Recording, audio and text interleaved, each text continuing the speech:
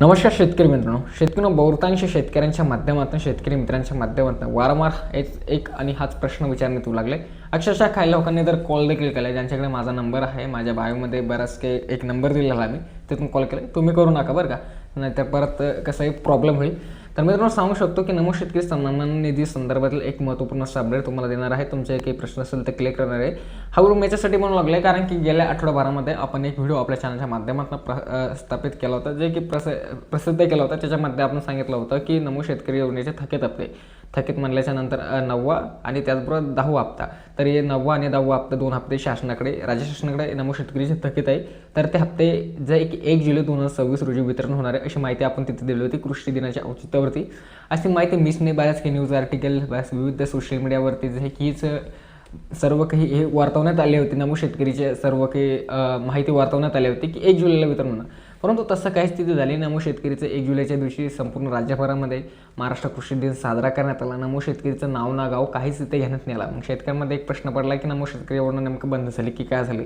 तर तुम्हाला सांगू शकतो, नमो शेतकरी योजना ही कुठल्याही प्रकारे बंद झाली, याच्या संदर्भात शासनाच्या माध्यमातून कोणतीही घोषणा इथे करण्यात नाही आली किंवा असं सांगण्यात नाही आलं की नमो शेतकरी योजना ही बंद झाली. आता सध्या काही माहिती की राज्याचा पावसाळी अधिवेशन चालू विधिमंडळाचा, आणि पावसाळी अधिवेशनाच्या कामकाजामध्ये नमो शेतकरी योजनेसंदर्भातील निर्णय होऊ शकतो. आता काय माहिती की सध्या आता लेटेस्टमध्ये पीक विमा योजना 2026 त्यांनी जाहीर केलेली आहे. सर्व काही नवीन नियम वगैरे सर्व काही ट्रिगर काढून फक्त पीक विमा योजना म्हणजे शेतकऱ्यांना गाजर पीक विम्याचं दाखवलं आहे परत एकदा.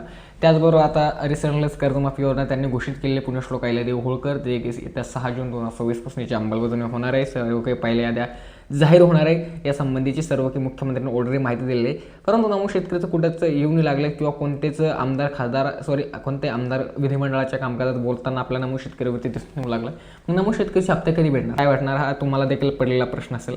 तर तुम्हाला सांगू शकतो, मला त्या व्हिडिओच्या मध्ये सांगायचं लक्षात राहिलंच नाही की लाभार्थ्याचा ओपन जेवल्याशिवाय काहीच खरं नाही, कारण की या फक्त माहिती वाचवण्यात आली होती की 1 जुलैला होणार.